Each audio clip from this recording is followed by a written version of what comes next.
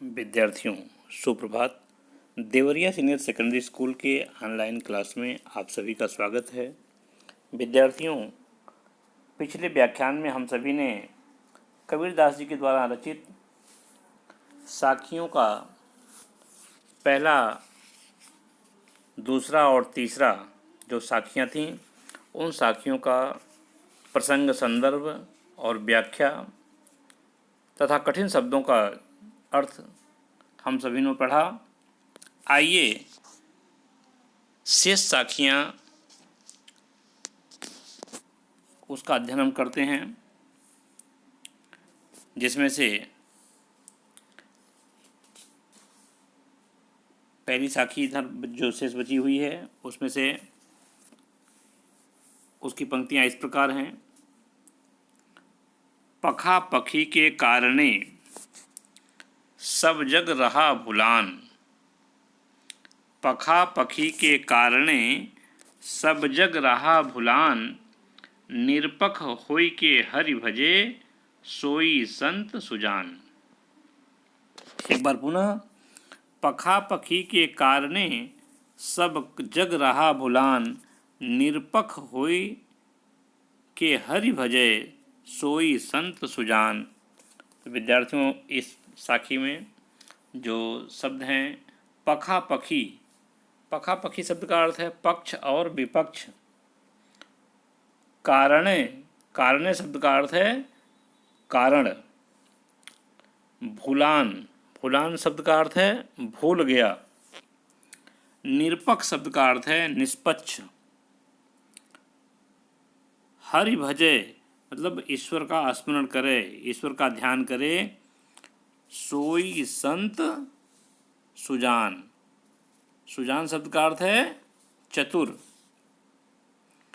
तो यहाँ पर कबीरदास जी ने इस साखी के माध्यम से ये बताया है कि तुलनात्मकता का दर्शन यथार्थ को दर्शाता है। इस साखी में यह प्रस्तुत साखी जो है, हमारी पाठ्यपुस्तक जो क्षितिज है वो कबीर द्वारा रचित साखियों से अवतरित है। कबीरदास जी ने संत और सज्जन को परिभाषित करते हुए दोनों में अंतर बताया है कि संत और सज्जन क्या हैं।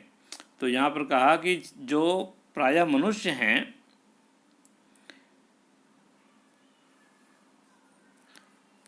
वो सभी हमेशा पक्ष और विपक्ष में भेद करते हैं, अपने और पराये का भेद रखते हैं।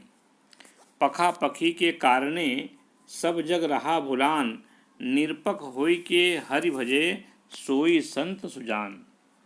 तो यहाँ सभी सांसारिक मनुष्य जो हैं पक्ष और विपक्ष के झमेले में उलझ कर रह गए हैं, भटक गए हैं, वो ईश्वर को भूल बैठे हैं। मनुष्य अपने जीवन का जो मुख्य लक्ष्य है उस लक्ष्य से विमुख हो गया है, भटक गया है।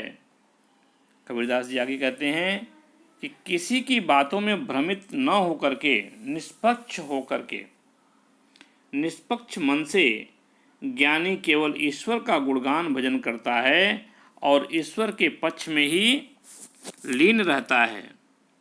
अर्थात इस संसार में किसी के पक्ष या विपक्ष में न रहकर जो मनुष्य ईश्वर के सच्चे गुणगान और भजन में रहता है वही सज्जन या संत कहलाने का हकदार है। जो निष्पक्ष भाव से ईश्वर का भजन करता है, ईश्वर का ध्यान करता है, स्मरण करता है, वही सज्जन या संत कहलाने का हकदार है।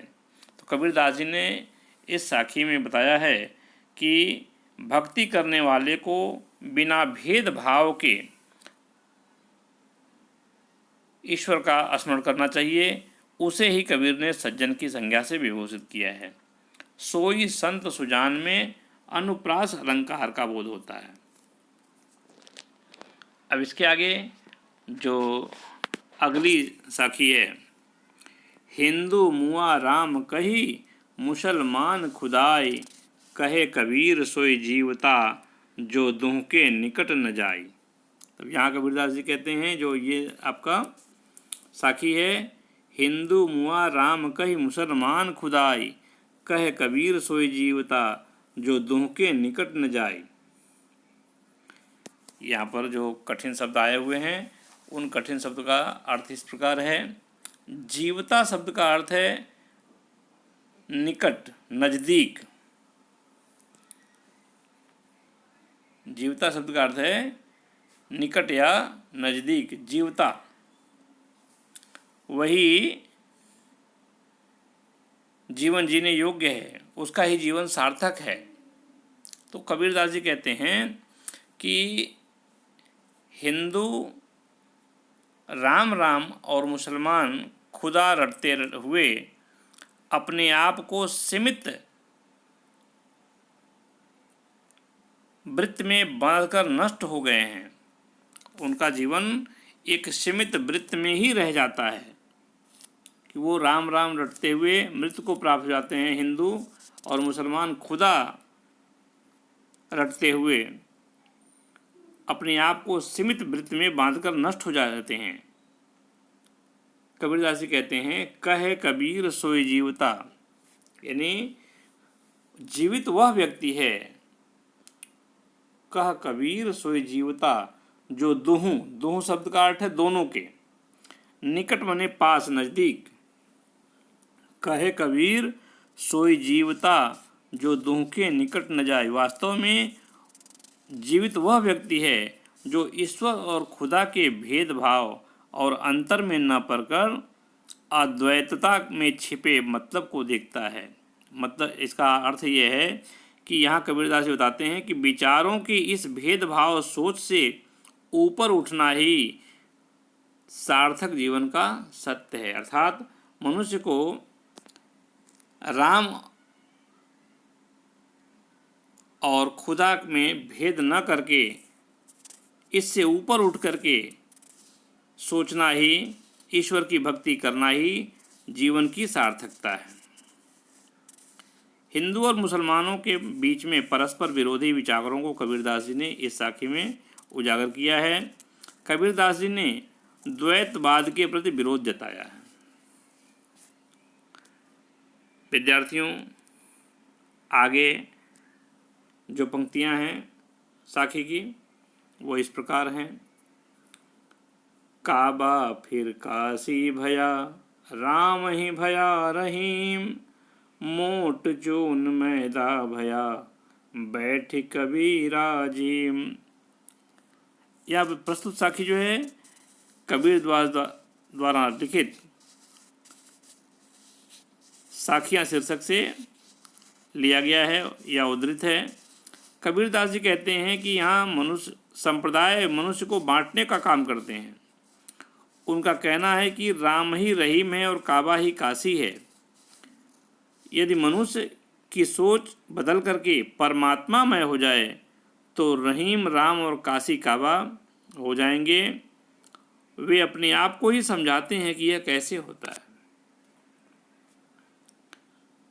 हिंदू मुआ राम कही, नहीं दूसरा आगे है, काबा फिर काशी भया, राम ही भया। ये काबा क्या है? काबा जो है मुस्लिम संप्रदाय का पवित्र तीर्थ स्थल है और काशी हिंदू संप्रदाय का पवित्र तीर्थ स्थल है। तो इस तरह से कबीरदास जी कहते हैं कि काबा और काशी में भेद समाप्त होकर के राम और रहीम में एक होकर के जो मनुष्य ईश्वर का भजन करता है उसका ही जीवन सार्थक है। यहाँ पर कबीरदास जी कहते हैं कि जो हमारा संप्रदाय है वो संप्रदायों के बीच में फंस करके मनुष्य जो है ईश्वर भक्ति को भूल बैठता है। संप्रदायों के विवाद से हट करके बीच का मार्ग अपनाने की प्रेरणा दिया है कबीरदास जी ने। उन्होंने कहा है कि काबा और काशी राम और रहीम में परिणित हो जाता है, अर्थात दोनों एक हो जाते हैं, परिवर्तन हो जाता है। उसी प्रकार के भेद जैसे क्या होता है, भेदभाव का मोटा आटा स्वतः मैदा बन जाता है। यहाँ लिखा है मोट चून मैदा भया, बैठ कबीरा जिम। यहाँ जिम शब्द का अर्थ है ग्रहण करना। जिस प्रकार से आटा में चोकर होता है ना, मोट चून मैदा व्या, जब उसका चोकर हटा दिया, चोकर क्या है, अशुद्ध तत्व है, तो उस चोकर को जब आटे से हटा दिया जाता है तो वह मैदा बन जाता है और वह खाने योग्य हो जाता है, ग्रहण करने योग्य हो जाता है। उसी प्रकार से कबीरदास जी कहते हैं कि राम रहीम में परिणित हो जाते हैं और काबा फिर काशी में परिणित हो जाता है। तो कबीरदास जी को ये कहते हैं कि इस भेदभाव रहित मैदे का भोजन ग्रहण करना, इसके विपरीत भेदभाव के चक्कर में मत पड़ना। काबा काशी राम रहीम, इसका भेद अपने मन के अंदर नहीं रखना। कबीरदास जी ने बताया राम रहीम और काबा काशी को अंतरहीन बताया, इसमें कोई अंतर नहीं है। सभी संप्रदायों के मतांतर को समाप्त करने का प्रयास किया है। कबीरदास जी ने जो विभिन्न संप्रदाय हैं, उन संप्रदायों के बीच में जो मतभेद है, उन मतभेदों को समाप्त करने का प्रयास किया है। विद्यार्थियों, आइए कबीरदास का जो अंतिम साखी है उस साखी का अध्ययन करते हैं। ऊंचे कुल का जन्मिया, जे करनी ऊंच न होय, सुवर्ण कलश सुरा भरा, साधु निंदा सोय। ऊंचे कुल, कुल का मतलब है खानदान, परिवार में। जन्मिया मतलब जन्म लेना।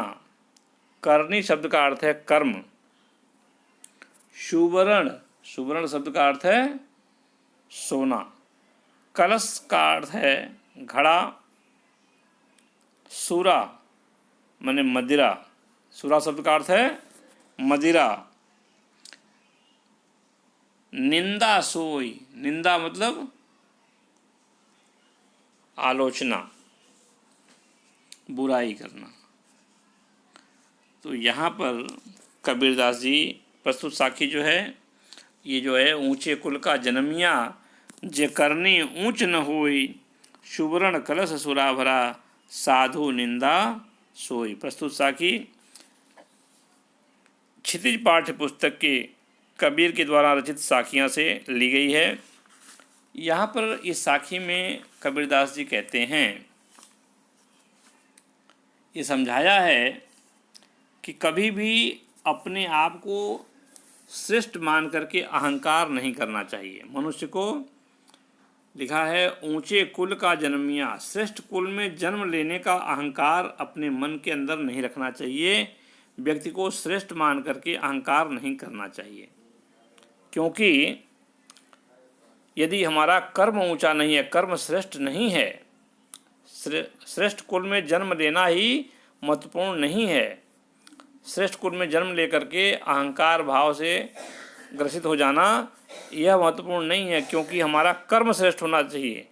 यदि हमारा कर्म श्रेष्ठ नहीं है तो ऊंचे कुल में, श्रेष्ठ कुल में जन्म लेना व्यर्थ है। किस प्रकार से कबीरदास जी बताते हैं, यहाँ कबीरदास जी कहते हैं कि जैसे शराब और अहंकार एक समान है, सोने के घड़े में जिस प्रकार से मदिरा भरा गया हो, तो सज्जन व्यक्ति उसकी निंदा करते हैं, उसकी आलोचना करते हैं।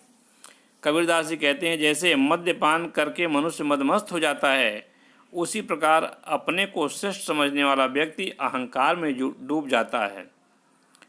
ऊंचे कुल में जन्म लेना ही श्रेष्ठ नहीं है। इसीलिए सोने के पात्र में, सोने के घड़े में रखा हुआ मदिरा तो सज्जन व्यक्ति, सज्जन मनुष्यों के द्वारा निंदित ही होती है। उसी प्रकार अपने कुल की श्रेष्ठता का अहंकार करने वाला यदि गलत कार्य करता है तो वह निंदा का पात्र बन जाता है। इसलिए उसके कुल की महत्व, श्रेष्ठता महत्वहीन हो जाती है। इस कबीरदास जी कहते हैं कि श्रेष्ठ कुल में जन्म लेना ही महत्वपूर्ण नहीं है। इसलिए कबीरदास जी यहाँ प्रेरणा देते हैं कि कर्म श्रेष्ठ होना चाहिए हमारा। इस साखी में कबीरदास जी ने बताते हैं कि श्रेष्ठ कुल में जन्म श्रेष्ठता का परिचायक नहीं होता, वरन मनुष्य के कार्य श्रेष्ठ होने चाहिए। मनुष्य को अहंकार का त्याग कर देना चाहिए प्रस्तुत साखी में उदाहरण अलंकार को बड़े ही सुंदर ढंग से कबीरदास ने प्रयुक्त किया है। साखी की भाषा सदुकड़ी है। विद्यार्थियों, इनमें से किसी साखी के संदर्भ, प्रसंग और व्याख्या में यदि आपको मुश्किल आती है तो आप पूछें। धन्यवाद।